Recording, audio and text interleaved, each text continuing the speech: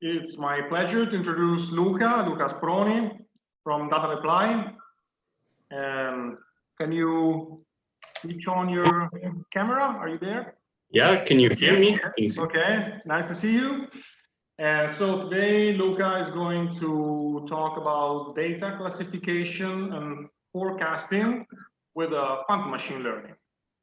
So the floor is yours. Thank you, and good evening, everyone. So yes, I'm Luca Asproni. I'm a data scientist in Data Reply, and yes, I will be briefly introducing what we do in Data Reply for quantum computing, so quantum optimization. But yeah, then dive into data classification and forecasting with quantum machine learning. So first of all, I would like to thank the organizers, of course, for creating this event and making it possible to share all the knowledge. I would like to thank Marco Magagnini, who is Reply's quantum computing practice leader.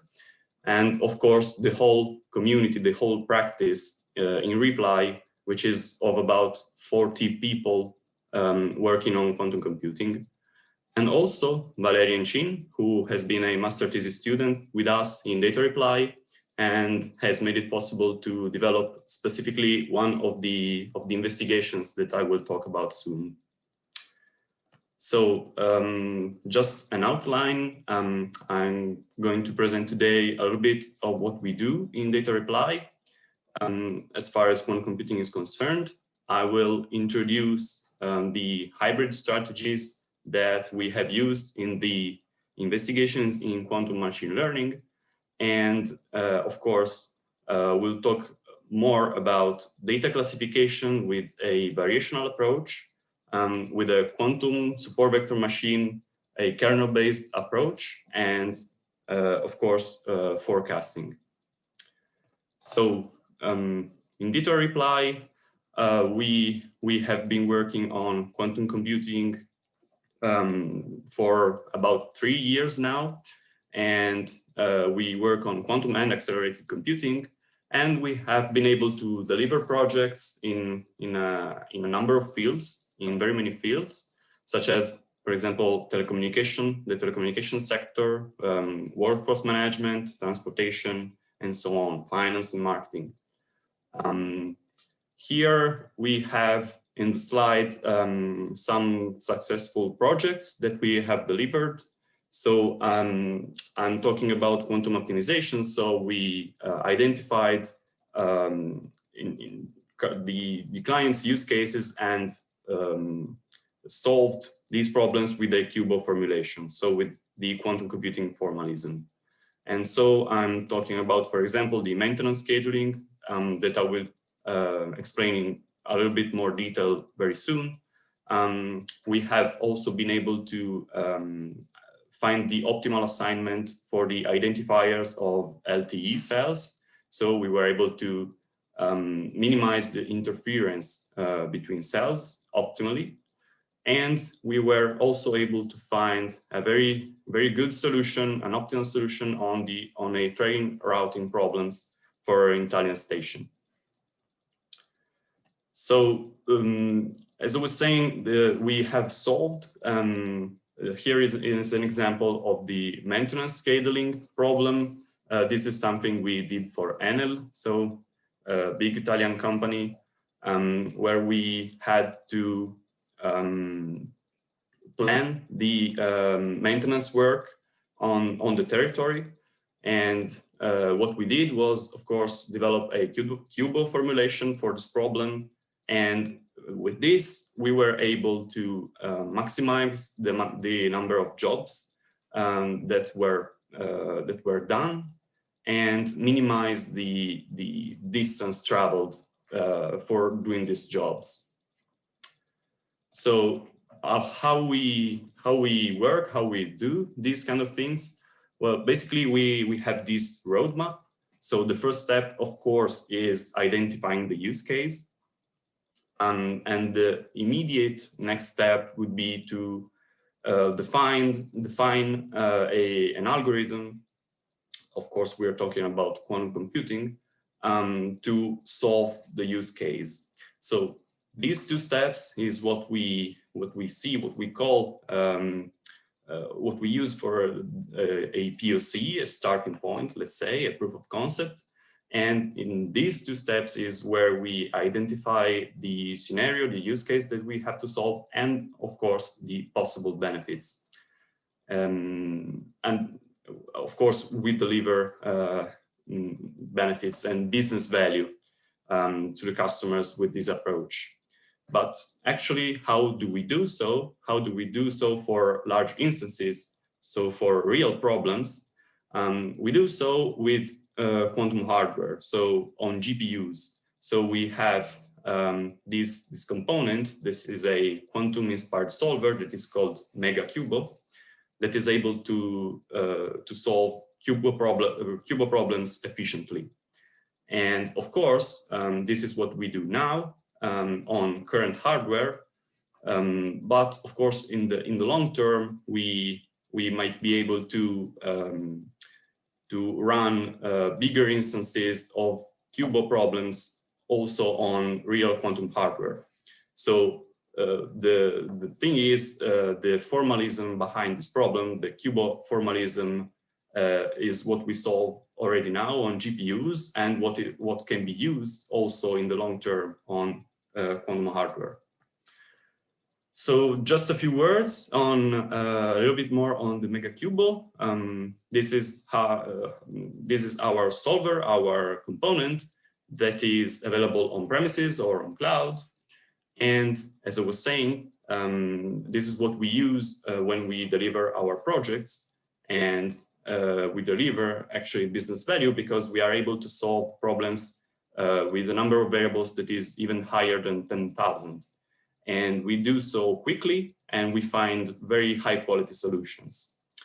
And the next step on this would be to scale to a multi-GPU approach in early 2021, so that actually we can solve even bigger problems and even faster, possibly. So this was it for a general introduction on what we do, especially on quantum optimization. And then I would like to go into more details on our investigations on quantum machine learning and the hybrid approach. So first of all, a couple of motivations on why to go to a quantum version for machine learning. Well, take this example in the slide. We have here an example of a quantum version of the support vector machine algorithm. So an algorithm that is able to classify, so to solve data classification tasks.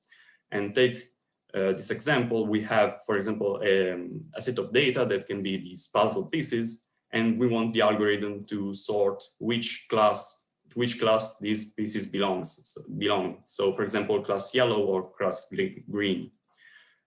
So what happens is that maybe the dataset that we have is too hard to be classified correctly, or maybe we already have a good algorithm, a classical algorithm, but we want to increase the performances. We want a better classification. And this is where quantum computing comes into play, because it's so much more flexible. It opens up so many possibilities that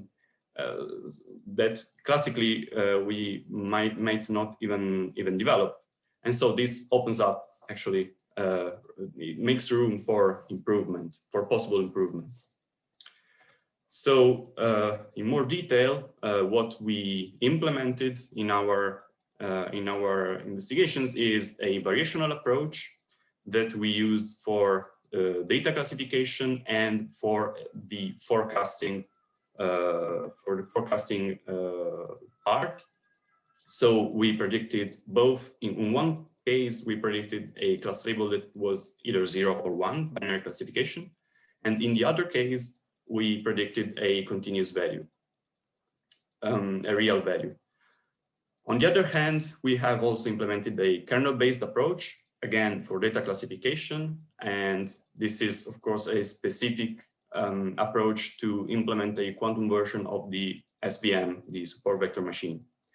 So just a few words on how these work. The variational approach is actually an iterative process. So we speak of hybrid computing because we are using both classical computers and quantum computers within the same algorithm to run the same algorithm. The algorithm is run in some part from the classical computer and in some other part from the quantum computer.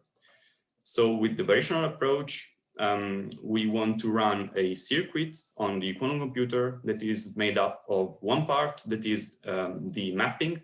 So we transform our data into quantum states, and with some logics behind it. And we also want to use a circuit that is parametric in the sense that we have parameters, rotation angles that we want to optimize in order to, for example, in the data classification task, we want to find the optimal angle to classify at best our data set. And so this is an iterative approach because we want the result of the QPU on our circuit. And we want to use this within a classical environment, a classical hardware, classical optimizer to actually optimize the parameters and run again with the optimal parameters, which are optimal up to this iteration, to the current iteration, and go back again to the quantum computer and cycle over this until, of course, we meet some conditions, some stopping criterion that could be, for example, time constraints. And at the end, we find the classifier. And this is what we applied in two of three investigations that we are going to see. And the other approach is the kernel-based approach, in which we basically map our data into quantum states. So just like the first part of the circuit that I was talking about in the variational approach, we map our data. Then when we have the quantum states, we are able to compute what are basically the inner products of these quantum states. And all inner products actually build and form a kernel that is now a quantum kernel because, of course, it's generated from the quantum states. And when we have this kernel, then we are in a place where even classically, this is how a supervector machine works. It builds up some kernels, some inner products in higher dimensional states. And then we can use this quantum kernel in a classical optimizer to actually find our quantum classifier. So straight to the results. What we did was, as I was saying, a first investigation on a very simple data set for data classification on generated data based on two features. You see here the plot of the decision boundary, which actually means that data falling in the green part of this plane were labeled 0, and data falling in the blue part were labeled 1. And this is actually what gives the true label. And this plot is given by reasons that we found in literature. How this image looks is the result of a circuit that we found in the literature that we have referenced here, supervised learning with quantum enhanced feature spaces.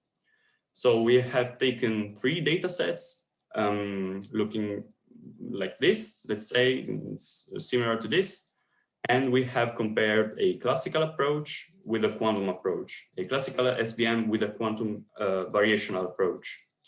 So you see the axes are actually the observations and the color is the true label, while the underlying colors, the underlying areas, green and blue, are the decision rules that our classifiers have found. So an ideal classifier would find the areas that you see in the middle. And what we have registered is that on average, the accuracy of the classifier is better of the quantum classifier with respect to the classical classifier. again, this is of course a very simple data set, but it already shows that a quantum approach is actually viable. And this is our first result. Then the next result is data classification that we developed on a real data set from an insurance client, where now we had a multi-class classification. So we had 4 class classification and we had 10 features.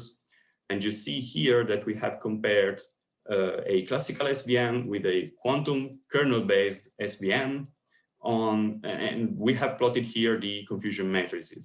So how you read this is basically an ideal classifier would have the diagonal with all squares perfectly yellow, because yellow means we have actually predicted the true label the most times possible, while blue and violet means worse results. So what happens here is that we classify very much correctly 2 classes mainly, while the other 2 classes we had some troubles. This was a characteristics of the data set, and we have found this, of course, both with the classical approach and with the quantum approach. And what we have found here is that we have run this investigation on the quantum approach on a simulator. I didn't mention it before, also for the variational approach we have run on simulators, and we have found actually comparable results. So you see the confusion matrices look quite similar one to another. So we had comparable results, which is promising in the sense that it gives some room for even go into probably better results and actually exploiting the flexibility that we can have from a quantum approach for the SVM. So that was it for data classification. And then what we did last was a quantum neural network using photonic quantum computing formalism. So we did this for the forecasting use case, for the forecasting investigation. And so we switched from qubits to Q modes. So just to say a couple of words, we used Xanadu's Penny Lane software and libraries and simulators again to actually work with Q modes, and which means photons as hardware for which we could measure position or momentum or photon number. So out of the measurement, we could actually retrieve a continuous value. This is much different from the qubits, for which we could only retrieve state 0 or 1, of course. But this actually meant also using and working with a new set of gates, which is different, of course, from those that we use with qubits, and work on photons. So for example, displacement gates, squeezing gates, and so on, beam splitter gates, and so on. So what we did was take a free data set on temperature recorded in Delhi, India. And we have taken about 4 years of historical data on pressure, humidity, and wind speed recorded daily. And what we did was comparing a few neural networks, both some classical and some quantum neural networks. So we had pressure, humidity, and wind speed. So we used 3 nodes, and we built 2 layers neural networks to have kind of small neural networks, because of course we needed to run them on the simulators, and so the computation would be so much heavier with very large neural networks.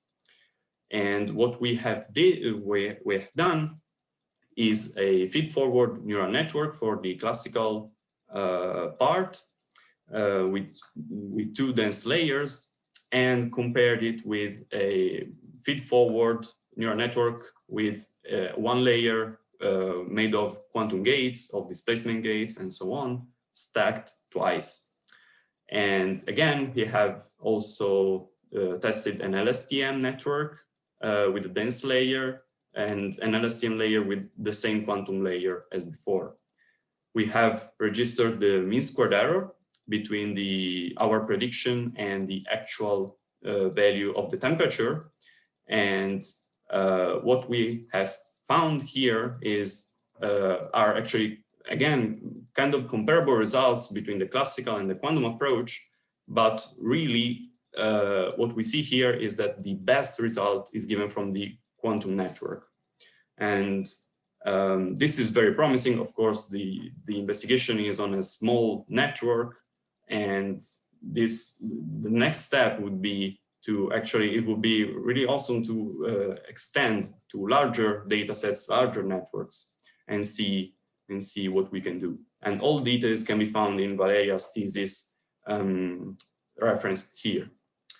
So just to conclude, we have outlined some motivations for quantum computing and what we do in data reply as for quantum optimization and our projects and quantum machine learning and investigations in quantum machine learning. We have introduced the hybrid strategies and showed our results, showing really promising results actually on quantum approach for machine learning, both in data classification and in forecasting. So thank you, and I will leave with the slides on this. Okay, so thank you very much for this very nice talk.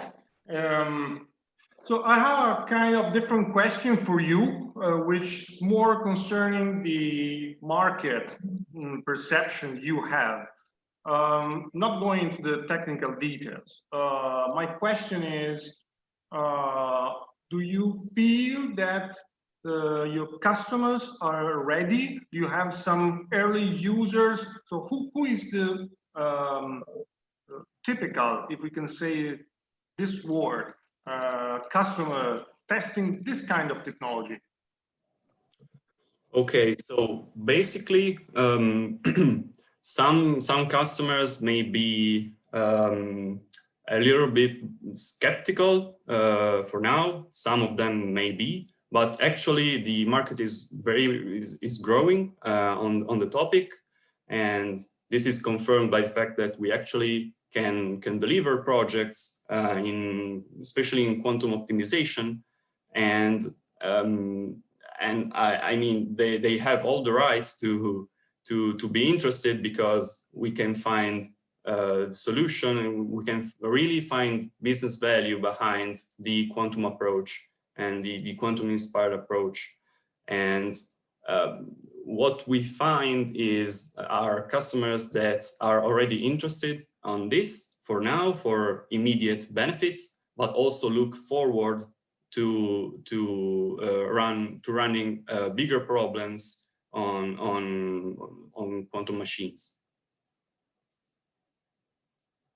So I hope that answers your question. Yeah, yes, thank you so much.